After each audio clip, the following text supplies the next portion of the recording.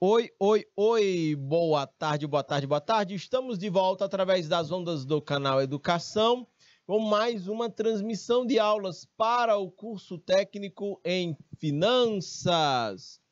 A disciplina é Introdução aos Sistemas Econômicos e Financeiros. Eu estou diretamente aqui do Estúdio 7 e nós vamos juntos aqui até às 15 horas. Ok, minha gente, com a disciplina de Introdução aos Sistemas Econômicos e Financeiros.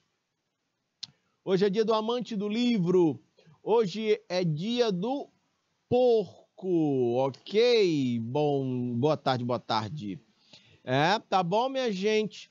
Então, diretor, pode ampliar o slide todo aí na tela, por favor. Vejam só. Estamos tratando aqui de oferta, fatores que influenciam a oferta, nesse dia 9 de agosto do ano de 2022. Então, eu tava explicando aqui o conceito Kathleen, não sei, dia do porco hoje, do porco de carne, né, do animal, do porco. Deve ter deve ter algum sentido, mas confesso que não sei. Só que é o dia do porco. Ontem era o dia do gato. O sentido do dia do porco eu não sei. Nem é animal puro? Ah, tá. Você está falando do ponto de vista religioso, né? Não sei. Hoje é dia do porco, né? O pessoal, inclusive estavam me perguntando, tem tudo a ver com o que a gente está discutindo aqui. Volta para mim, diretor. O pessoal da TV Clube me procurou para falar sobre por que o preço da carne de boi está subindo, né? Está sempre muito cara. E por que o preço da carne de porco ela está caindo, ela está desvalorizando, está ficando mais barata, né? E isso acontece, né? Isso acontece porque ainda no ano de 2019, na China, eles produzem muito porco como carne, como proteína, para poder alimentar, já que eles são mais de 1 bilhão de habitantes. Mas deu uma gripe suína lá, uma peste suína. Então, muitos animais ficaram doentes, milhões de animais ficaram doentes, e tiveram de ser sacrificados. Para compensar essa perda, eles tiveram que importar carne bovina do Brasil e também carne de porco. Nisso, quem produz carne de porco e carne bovina no Brasil começa a vender, exportar mais para a China. Essas duas carnes reduzem a oferta aqui dentro do Brasil. E como o consumo é alto, os preços subiram da carne bovina e também da carne suína. Ok? Esse é um reflexo ainda do final de 2019. O que está acontecendo agora? A carne bovina continua muito cara e o do porco está caindo o preço. Acontece que de 2019 para cá, a China recompôs a quantidade de porcos que eles criam para o abate lá. Então, como eles já têm muito porco lá, eles estão comprando menos aqui do Brasil. Como aqui no Brasil o pessoal está vendendo menos para a China, percebam, eu tenho uma oferta maior de carne suína internamente no Brasil. Aí o preço nesse exato instante ele está caindo da carne do porco. Essa é a explicação do porquê que a carne de boi continua cara e porquê que a carne de porco ela está ficando mais barata. É por conta desse movimento de mercado. Olha que massa. A gente está aqui em estúdio falando sobre oferta, falando sobre mercado e as coisas acontecendo lá fora. Beleza? Tudo bem? Então, vamos adiante. Pode ampliar, aliás, não amplia o slide todo não, eu já estava explicando sobre a mão invisível do Adam Smith. Eu estava dizendo que a Ednet, lá em Joca Marques, bota uma lan house lotada, né? É gente saindo e gente entrando. Aí eu também disse que lá em Joca Marques, a pessoa passa aqui, eu também vou botar uma lan house, eu quero enricar. A Ednet está rica, eu quero enricar também. Aí bota lá, aí bota uma outra lan house, a segunda lan house, né? Na mesma avenida. E como a lan house só da Ednet não dava conta para todo mundo, agora divide o público. Então, são duas lan houses que continuam muito frequentadas, ok? O detalhe é que a Ednet não botou porque ela é boazinha, para as pessoas acessarem o computador, acessar a internet, arquivos e tudo mais. A Ednet botou porque ela queria lucrar, ela viu o lucro, aliás, né? A pessoa lá em Joca Marques, né? O Luciano, que é o que está dando para ver aqui pelo chat do IPTV. O Luciano viu, botou a lan house dele para competir com a da Ednet. Sacam? E aí eu já tenho duas lan houses e o pessoal, mas tudo bem, todo mundo continua relativamente lucrando. O detalhe é que tem a Conceição também lá em Joca Marques. E a Conceição olha para os dois e diz assim, a lan house é bom, esse pessoal está lucrando, eu também quero. Aí ela bota uma terceira lan house. Aí, se a Conceição, a Ednet e o Luciano começam a disputar concorrência com base nos preços, se houver concorrência entre eles, percebam, quem é que se beneficia desse cenário? O cliente, o consumidor, que vai ter acesso a uma máquina, a um computador, que de repente ele não tem em casa, a um valor de hora de aluguel da máquina mais barato que o normal. Entendem? O Smith dizia que é a mão invisível. A mão invisível é esses movimentos de oferta, de demanda, que vão conduzir a economia, que vão conduzir o sistema de preços. Ficou claro, minha gente, sim ou não, essa minha forma de explicar? Por favor, me digam aí pelo chat. Ficou claro isso? Pode colocar o slide todo aí na tela, diretor, por favor. Ok? Tudo bem? Vamos adiante. Então, nós vamos aqui, vejam só. As empresas, elas querem produzir mais e vender. Eu me lembrei agora, eu estou vendo aqui tuas observações, Kathleen. Né? É muito curioso essas diferenças culturais. Ó, você está dizendo, o porco nem é animal puro, é sem sentido, é um porco, né? Aí a gente vai lá para a Índia.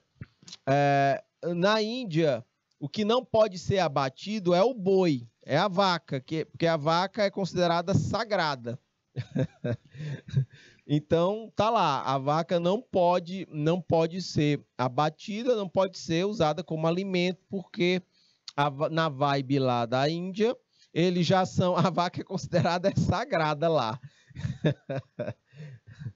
Cada lugar tem a sua variação cultural. Lá é porque ela é sagrada. Isso, é por aí.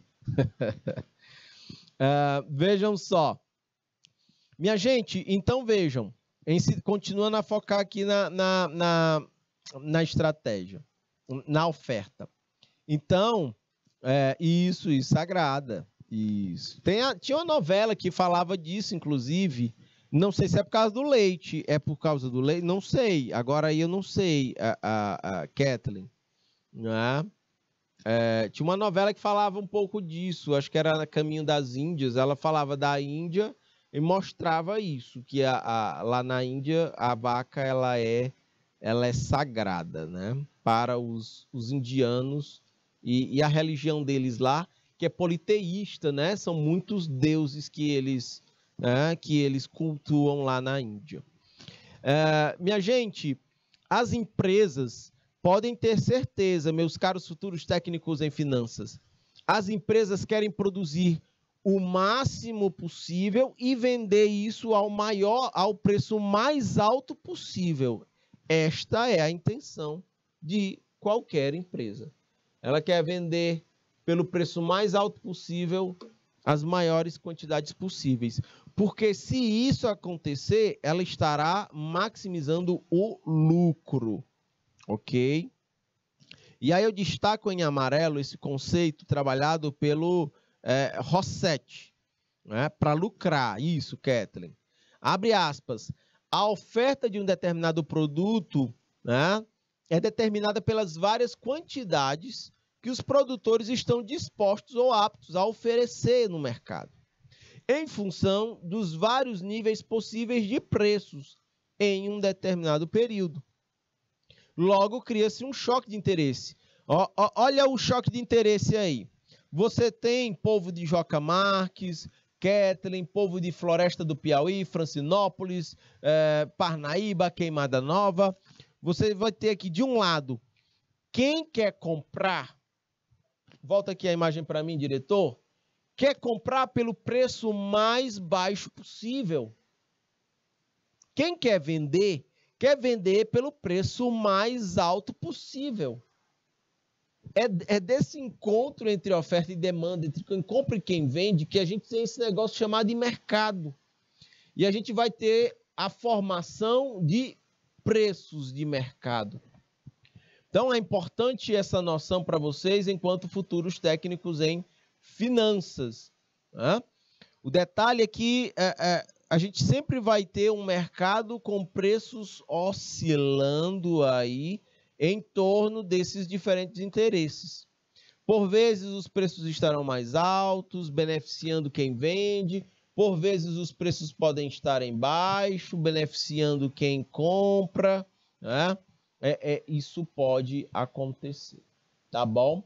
Diretor, pode botar o slide todo aí na tela, por favor. Vamos adiante. Eu vou explicar, vou mostrar para vocês aqui o gráfico da oferta. Ó. O gráfico da oferta. Deixa eu botar um marca-texto preto aqui. Tá aqui o gráfico.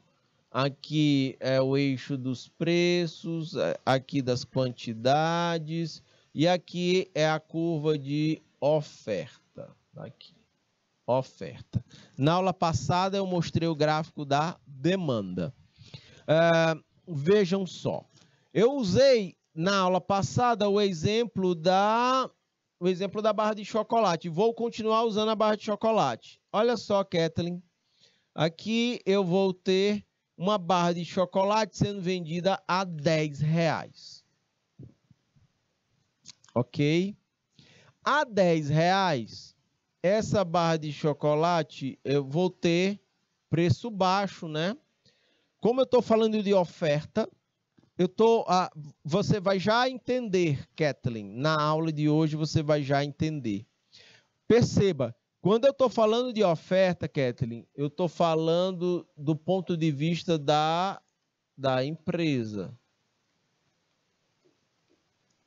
Ok? Então, vamos olhar só para a empresa. Esquece cliente, esquece quem compra. Do ponto de vista da empresa, o que é que ela quer? Ela quer vender produto pelo valor mais alto possível. Ok? Então, como essa barra de chocolate está barata, eu só vou ter 5 unidades de barras de chocolate para serem vendidas, para serem ofertadas. Por causa do lucro, é isso, porque eles estão para lucrar, rechear o bolso para lucrar, exatamente. Eles estão em busca do lucro máximo. Então aqui, se a barra de chocolate está R$10 só, o impacto disso, isso é desestimulante para quem produz chocolate. Então você só vai ter 5 unidades de barra de chocolate para serem vendidas.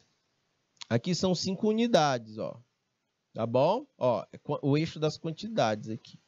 É um Q aqui, ok? Agora, se houver alguma mudança de mercado e o preço da barra de chocolate subir para R$50, ó, agora a R$50, preço maior.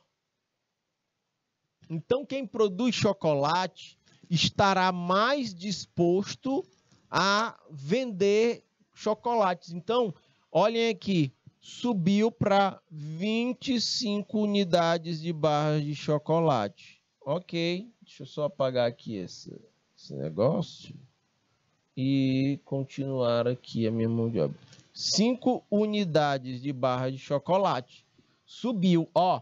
O preço subiu de 10 para 50. Então, quem oferta barra de chocolate no mercado aumentou a disposição por aumentar também as unidades ofertadas. Kathleen, você que nunca tinha entendido isso, ficou claro sim ou não? Porque se ele vender a R$50, ele vai lucrar mais. Então, ele aumenta a quantidade de barras de chocolate para serem vendidas. Por quê? Se ele vender 25 unidades de barra de chocolate a R$50, ele vai ter um super lucro. Diferentemente se o preço cai de 50 para 10, o lucro dele cai. Então, ele também vai reduzir a quantidade ofertada de barras de chocolate. Essa é a linha geral, essa é a essência para a gente entender oferta. Ficou claro, Kathleen Campbell? Então, e aqui a gente só está olhando para o lado da empresa, somente olhando para o lado de quem vende, tá bom? Bacana, bacana. Então, vamos adiante. No final da aula, eu vou fazer um gráfico juntando oferta e demanda. Aqui eu só estou olhando o mercado, eu só estou olhando quem vende. Na aula passada, a gente só olhou quem compra. Hoje, no final da aula, a gente vai olhar num gráfico só quem compra e quem vende e como é que esse mercado se comporta, tá bom? Vamos adiante. A gente precisa observar também a seguinte situação. Olhem destacado aí em amarelo. Se uma empresa ela está trabalhando em um determinado nível de preços, minha gente, e ela quer fabricar mais produtos e lançar esses mais produtos no mercado, ela tem o risco também de forçar o seu próprio preço para baixo. Sacam? Se a empresa quer ampliar a sua oferta de produtos no mercado, ela corre o risco de forçar o seu próprio preço para baixo. Por quê? Porque ela naturalmente estará aumentando a oferta do produto. Sacam? Olhem o exemplo lá da Lan House. Nesse caso, não foi uma pessoa só, mas foi o mercado todo. Como lá em Joca Marques, 3 pessoas se interessaram, o Luciano, a Conceição e a Edinete, como eles se interessaram em botar lan houses, eles estavam naturalmente forçando o preço para baixo se eles competissem no mercado de preço. Se eles competissem por clientes com hora de aluguel mais barata. A Ednet vendendo mais barata, né? E o povo indo para lá. Aí o Luciano, não, a minha é mais barata, para atrair mais gente para ele. E aí vinha a Conceição, não, a minha é mais barata. Percebam, se eles estivessem nesse jogo, ampliando a oferta de máquinas e de aluguel de máquinas para acessar a internet, eles estariam naturalmente forçando uma queda no seu próprio preço. Ok? A não ser, volta para mim aqui, diretor, a não ser que eles se juntassem para combinar preço, para não baixar preço, e aí eles estariam praticando cartel. Mas isso é conteúdo para a próxima aula, tá bom? A gente vai falar de estrutura de mercado, aí eu vou falar de cartel, mas isso só na próxima aula. Eu só estou dando um pequeno spoiler aqui na aula de hoje para a aula da próxima semana. E é muito massa. Então, assim, minha gente, tudo isso é muito importante para vocês, meus caros futuros e futuras técnicas em finanças. Tá bom? Diretor, pode ampliar o slide todo aí na tela. Vamos lá. Vejam só.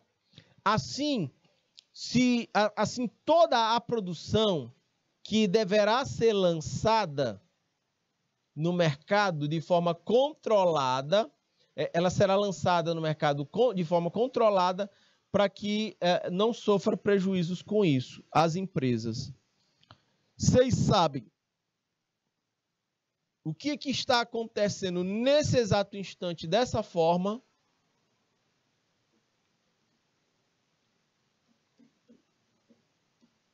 O petróleo.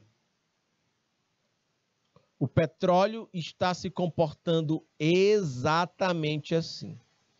Deixa eu explicar para vocês. Volta para mim aqui, diretor. O mundo está na eminência de uma crise mundial, de uma crise global. Ok?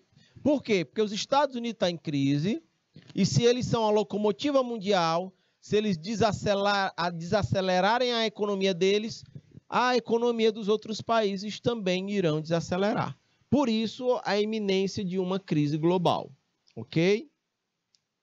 Detalhe. Se o mundo desacelerar a sua atividade econômica, qual é a matriz energética dessa atividade econômica mundial? Qual é a fonte principal de energia da economia mundial? Petróleo. Ora, se o mundo reduzir o seu ritmo de atividade econômica, se o petróleo é a matriz energética mundial, o mundo vai precisar de menos petróleo para funcionar. Vai cair a procura por petróleo, vai cair a demanda por petróleo. Por quê? Porque o mundo vai estar em recessão. Até aqui ficou claro? Sim ou não, por favor, me digam aí pelo chat. Eu estou dizendo que o petróleo é a matriz energética mundial. Se o mundo reduzir seu ritmo, ele vai precisar de menos petróleo. Vai cair a demanda por petróleo. Aí, se eu tivesse muito barril de petróleo produzido, sem ter procura por petróleo, o que iria acontecer com o preço do petróleo? Eu tenho mais oferta de petróleo e eu tenho menos demanda, menos procura por petróleo. Por quê? Porque o mundo está em crise. Vai precisar de menos petróleo. O que vai acontecer? Ele vai cair o preço do barril do petróleo. Opa, beleza? Povo de Queimada Nova. O preço do petróleo ficaria mais barato. Não, a tendência pode ser de não ficar, por quê? Porque quem produz petróleo já olhou para esse risco, como eles querem manter os seus lucros. O que é que quem produz petróleo vai fazer? Se a demanda por petróleo vai cair, o que é que quem produz petróleo vai fazer o quê?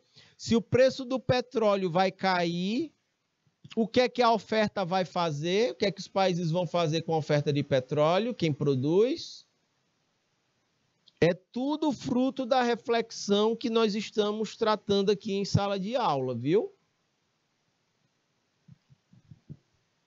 Mundo em crise, compra menos petróleo. Preço do barril do petróleo cai. O que é que vai acontecer com a oferta de petróleo?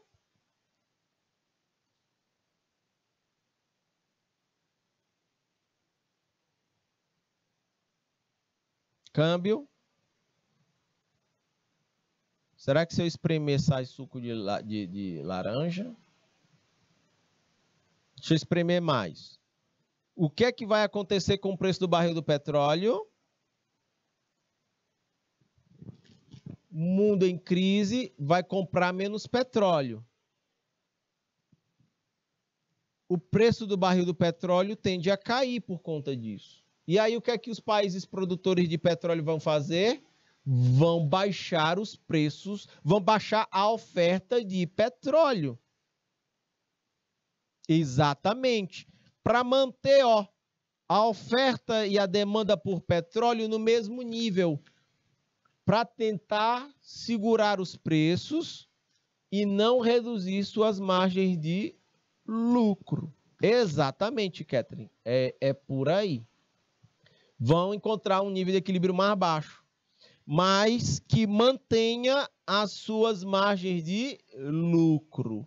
É isso que vai acontecer. Várias refinarias no mundo já estão diminuindo o ritmo de refino de petróleo, de produção de petróleo. Várias no mundo já estão com capacidade ociosa, reduzindo a oferta de petróleo. Por quê? Porque a demanda está caindo. Eles não vão, se a demanda cair de petróleo por conta da crise, eles não vão manter a produção em alta.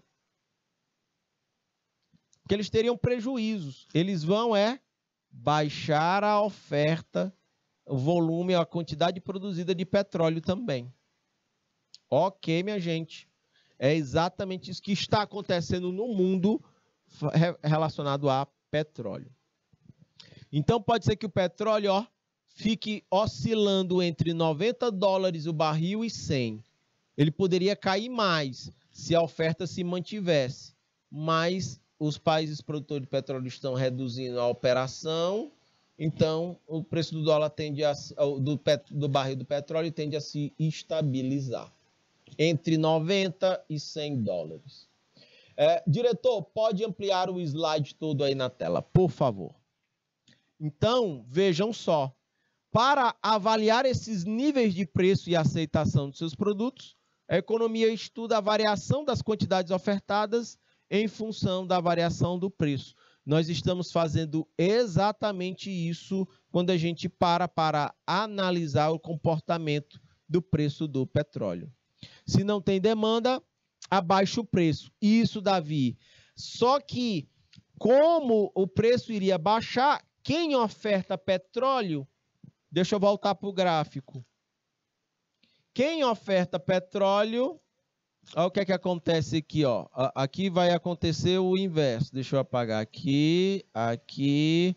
Se a gente estivesse nesse gráfico falando de petróleo, vejam o que é que está acontecendo nesse instante.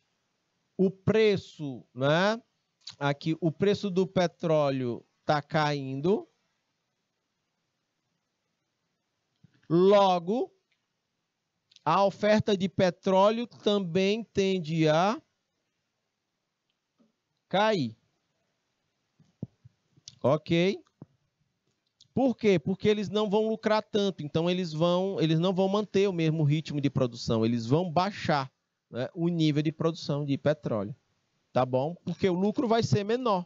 Então, eles vão reduzir também. Tá bom? Beleza?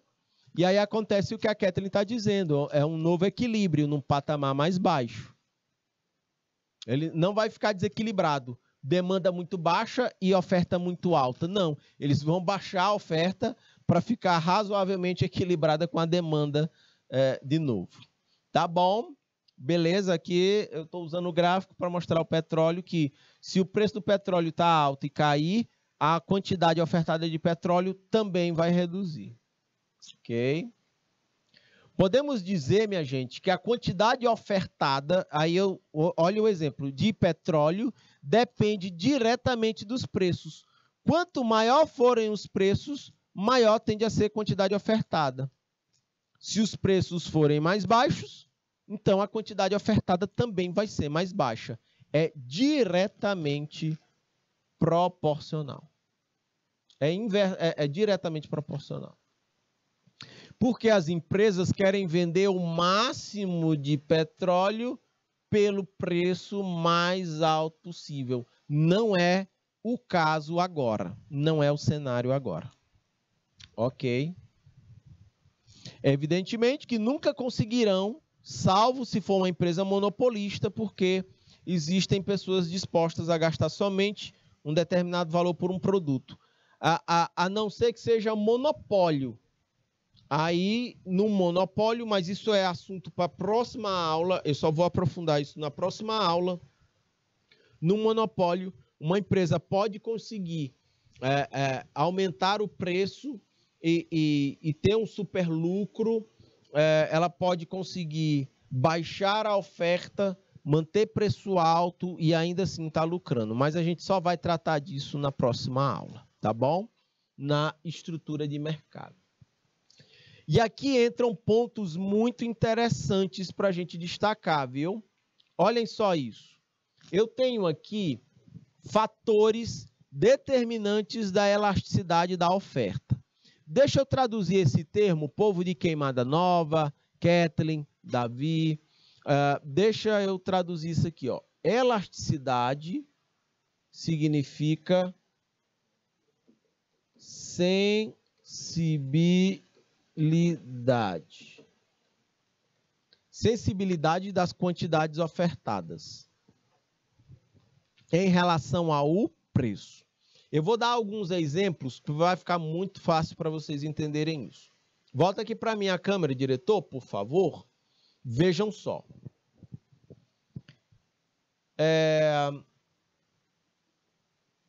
Toda produção industrial, ela tem uma oferta elástica. Deixa eu traduzir isso. Produção de petróleo. Se o preço do barril do petróleo subir e ficar muito caro, o que é que acontece com a produção de petróleo? Eles podem, ampliar a oferta de petróleo para vender o maior volume de petróleo possível pelo preço mais alto possível. Ficou entendido isso? Se o preço do petróleo cair no mercado, para não continuar ofertando muito petróleo, essas empresas, elas podem reduzir a oferta de petróleo. Aumenta no curto prazo, reduz no curto prazo. Aumenta, reduz. Isso é oferta elástica. Se o preço subiu, posso aproveitar esse momento de mercado. Bora aumentar o nível de produção. Aí sobe o nível de produção. Preço caiu. Eita, não tá bom para continuar vendendo no mercado. Bora baixar o nível de produção e aí eles baixam o nível de produção. Em toda atividade industrial, a oferta ela é elástica. Minha pergunta, ficou claro isso, sim ou não, minha gente? Por favor, me digam aí pelo chat, tanto do IPTV como do YouTube. Pode ampliar o slide todo aí na tela, diretor. VR Blazer, boa tarde, professor. É o Rafael aqui do Maria do Carmo Rebordosa, na República do Disseu. Beleza, minha gente? Seja bem-vindo, Rafael. O Davi entendeu, ok. Então, todo processo industrial, a gente consegue ampliar ou reduzir no curto prazo o volume de produção, ou seja, as quantidades ofertadas, né? Agora, eu quero falar de oferta inelástica. Volta aqui para mim, diretor.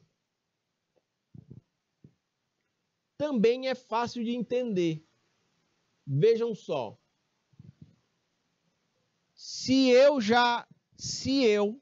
Eu tenho 1 hectare de terra. 1 hectare.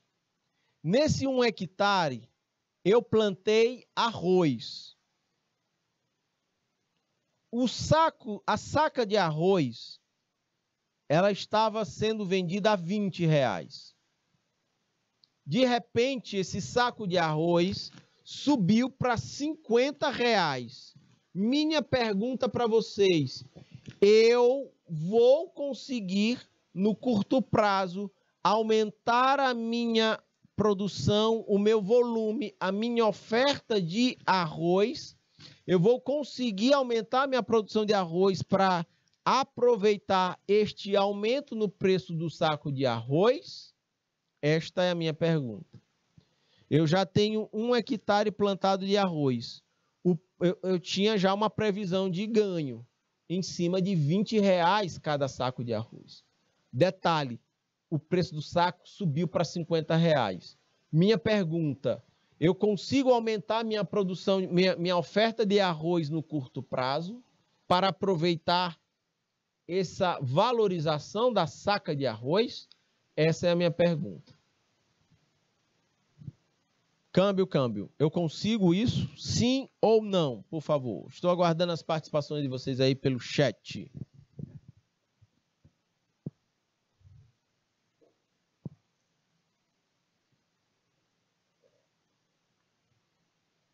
Câmbio, cadê vocês? Já tenho uma roça de 1 hectare de terra plantada. Aí eu já tenho uma previsão do quanto é que eu vou faturar. Com o meu saco de arroz, cada saco de arroz que eu produzi a R$20. Se o preço do arroz sobe a 50, qual é a minha vontade? Meu Deus, eu tenho que ampliar a minha oferta. Eu vou conseguir aumentar minha oferta de arroz no curto prazo? O Davi está dizendo que não. Quem mais? Podem responder sem medo de errar. Fiquem à vontade. Fiquem muito à vontade. A não ser que ele compre outro terreno. A linha de raciocínio do Davi está correta. Percebam, eu não vou conseguir aumentar a minha oferta de arroz aproveitando a alta do saco de arroz. Porque no curto prazo eu não vou conseguir. Eu acho que em curto prazo não, prof. Você está correto, VR Blazer. Porque veja, a minha quantidade de ofertar arroz agora, ela depende de uma decisão que eu já tomei anteriormente. De plantar só 1 hectare. Isso, Kathleen, isso. Eu decidi antes que só iria plantar 1 hectare de terra. E eu iria faturar em cima de R$20 cada saco de arroz. Detalhe, o saco aumentou para 50. Eu consigo aumentar a minha produção de arroz no curto prazo? Não. Eu vou ter que fazer o que o Davi e o William falou ali. Eu vou ter que comprar mais terra. Ou, de repente, arrendar mais terras. Eu vou ter que plantar.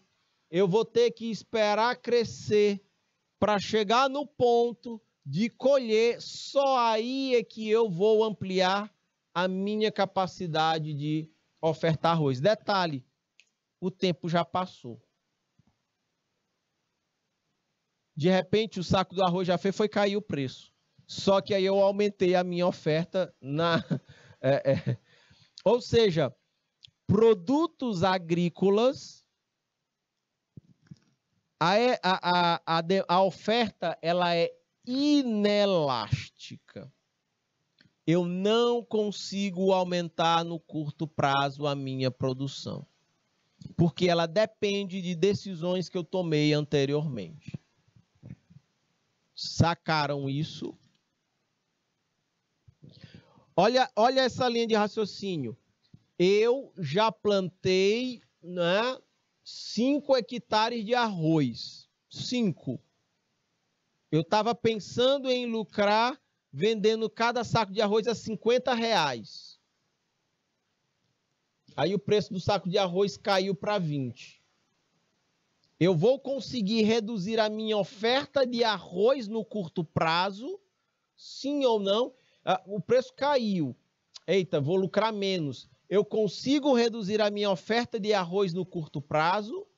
Minha pergunta. Eu só estou fazendo o inverso, o caminho inverso.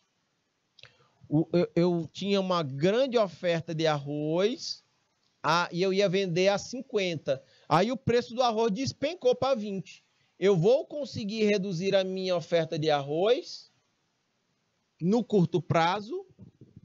Não. Porque eu já tinha decidido que ia plantar 5 hectares de arroz. Eu não tenho como voltar atrás. Sacam a importância de um futuro técnico em finanças ajudando o agricultor numa jogada dessas? Aí o máximo que você, futuro técnico em finanças, pode chegar e dizer para o fazendeiro é: você vai ter que construir um galpão e estocar o excedente de arroz. Estoca o arroz e espera o preço.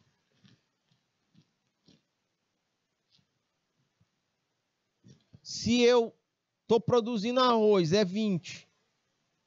O preço era 50, caiu para 20. O que é que eu preciso fazer? No máximo, como produtor rural, eu preciso estocar esse arroz e esperar o preço subir. De repente para 30, para 40. Aí você vai e vende. Vocês sacam o papel das finanças, de um planejamento e da capacidade de tomar decisão para tomar decisões com melhor qualidade? Câmbio. Então, toda a produção agrícola, ela é inelástica. Eu não consigo aumentar ela no curto prazo. Produtos industrializados, sim, eu consigo. Produtos agrícolas, não. Então, tem um risco grande aí, e é por isso que é fundamental que a produção ela seja gerida de forma profissionalizada. Tá bom? Mais detalhes sobre isso. Pode ampliar o slide todo aí na tela, diretor, por favor. Vejam só, a gente tem também a disponibilidade de fator de produção. Deixa eu citar um outro exemplo aqui. Eu quero construir fatores de produção. Eu quero produzir moda com base em peças de couro. Beleza. Detalhe, se eu não tiver uma mão de obra qualificada que saiba costurar no couro, eu não vou conseguir produzir as minhas peças de couro. Faz sentido isso que eu estou dizendo, sim ou não? Faltou o fator de produção, trabalho, capacidade de trabalho. Eu não tenho mão de obra qualificada.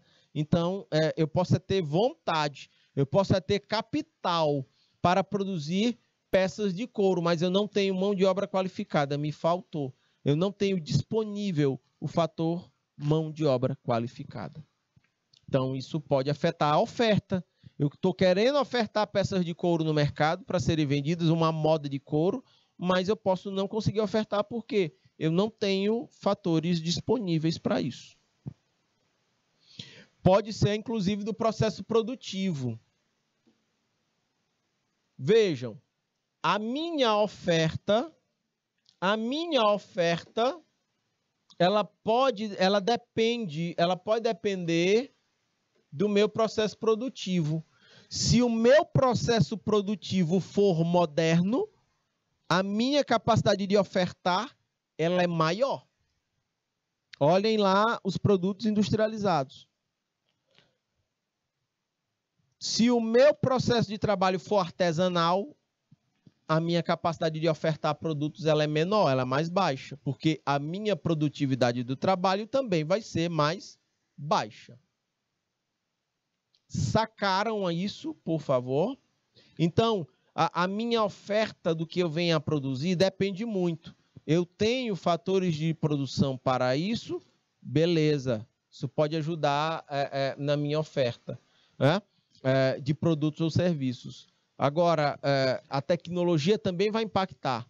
Quanto mais moderno é o processo produtivo, mais eu consigo ofertar.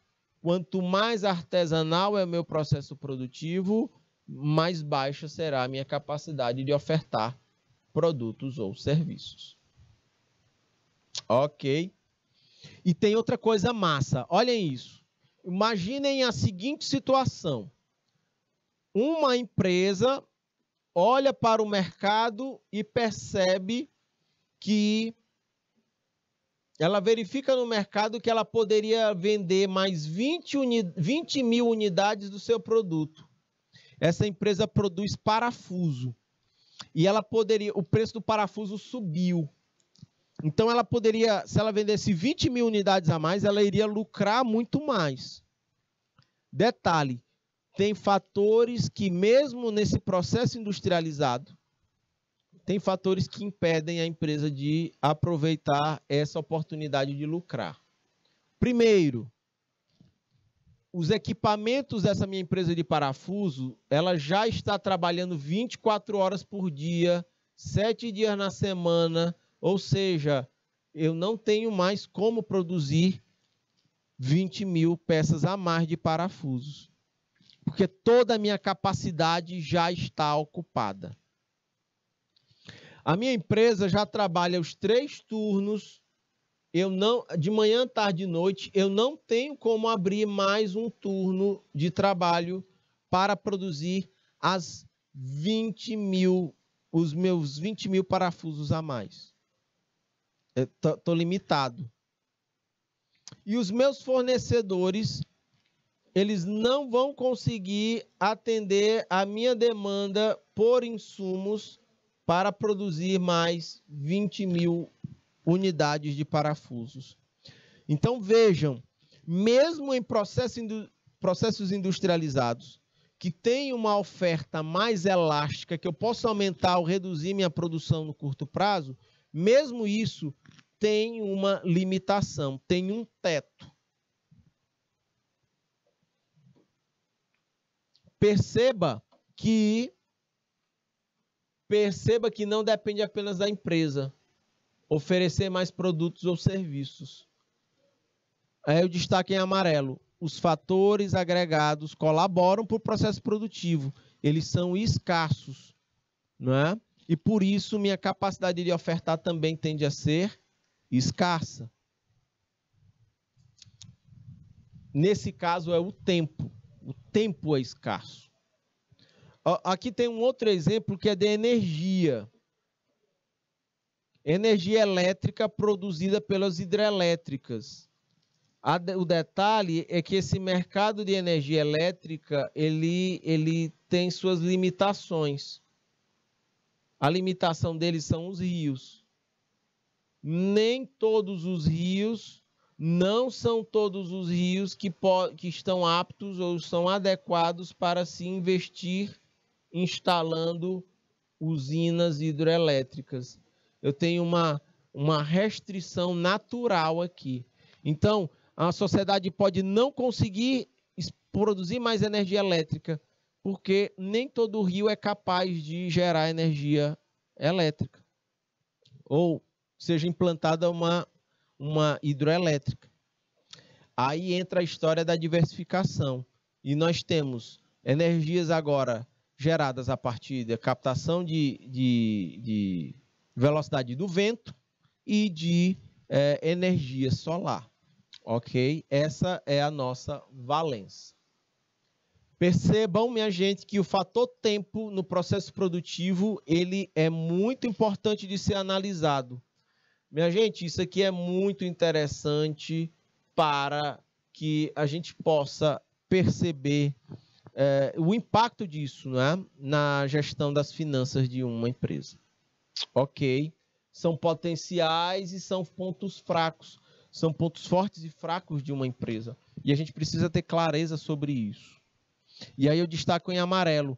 Existem muitos produtos que necessitam de muito tempo para serem produzidos.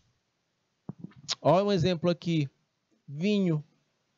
O vinho, ele precisa de tempo para maturar. Tem vinho que é para tomar jovem mesmo. Você produziu, pode tomar. Os vinhos brancos, né? Tem uns vinhos chamados vinhos verdes que são jovens. Você toma eles assim que são produzidos. Agora, tem vinho que os mais clássicos, quanto mais velhos, melhores. Então, demanda tempo. Então, a minha capacidade de ofertar vinhos, ela é limitada. Por quê? Porque eu preciso de tempo para produzir, engarrafar e esperar esse vinho amadurecer com o tempo. Sacaram, minha gente? A exploração de metais preciosos também demanda tempo. E nem toda empresa está disposta a investir pesado e ter um retorno só lá no longo prazo. Meus caros futuros técnicos em finanças. Aí eu destaco em amarelo. É lógico que existem produtos que respondem de forma imediata às oportunidades de mercado. Sobretudo, mercados industrializados. Agora, nem todos, tem algum, até os industrializados têm suas limitações em relação às quantidades ofertadas. Ok? A capacidade instalada significa a própria capacidade de produção de uma empresa, o volume que ela é capaz de ofertar um determinado produto no mercado. Assim, uma empresa nova, ela quando abre as portas, ou então uma empresa que já existe e amplia a sua estrutura, o seu chão de fábrica, né, para produzir novos produtos, amplia a capacidade de oferta. Ok? Ou seja, destaco em amarelo, as ampliações da oferta de produtos depende da forma da forma direta como esses investimentos são feitos no setor. Quanto mais investimentos feitos no setor, mais é possível que se consiga ampliar as quantidades ofertadas. Ok, minha gente. Câmbio. Vamos adiante. Tem uma história aqui. É por isso que no estado do Paraná, na região sudoeste, a empresa Sadia, a Sadia produz as linguiças, as salsichas, presunto e tudo mais. É por isso que na região, a empresa Sadia, situada no município de Dois Vizinhos, ela compra e ela mantém, através de seus contratos comerciais, vários produtores de frango para abastecer os seus estoques. Olha só que interessante. A Sadia tem vários produtores de frangos para abastecer os seus estoques. Por que ela faz isso? Imagine se a Sadia só dependesse de um único fornecedor de frango. Será que ela conseguiria ter consistência de mercado? Se houvesse um problema no fornecedor, e agora? E aí destaco em amarelo. O preço dos insumos, ele acaba criando um impacto no processo produtivo. E a empresa deverá estar preparada ou ser ágil em tomar decisões quando houver um repentino aumento de preços dos seus fornecedores. Ok, minha gente. É muito massa isso aqui, meus caros futuros técnicos em finanças. Minha gente, tem alguns fatores que vão influenciar a oferta de produtos ou serviços no mercado. Um primeiro que eu posso destacar é a tecnologia. Quanto mais tecnológico é o processo produtivo, maior a capacidade de ofertar produtos e serviços. Se eu tenho uma tecnologia mais rudimentar, mais obsoleta, menor minha capacidade de oferecer produtos ou serviços no mercado. Ok? Tudo bem? As expectativas dos produtores em novos níveis de preços podem alterar quantidades ofertadas nesse sentido. Se o preço do mercado sobe, então os preços vão mexer. Os níveis de preços também vão influenciar na oferta dos produtos. O preço aumentou, ofertas de produtos tendem a aumentar. Preços caíram, as ofertas também tendem a cair. Quando a gente fala de chão de fábrica, eu estou falando do setor de produção da empresa, ou o trabalhador desse setor. Então, eu estou me referindo a uma atividade mais mecânica, uma mão de obra média, pouco qualificada. Nesse contexto, pode ser que a capacidade de produção de uma empresa ela tenha uma autonomia baixa. Até porque, vejam, o regime de trabalho ele é de 2 turnos, revezamento de 6 ou 8 horas, funcionando 24 horas por dia e 7 horas por semana.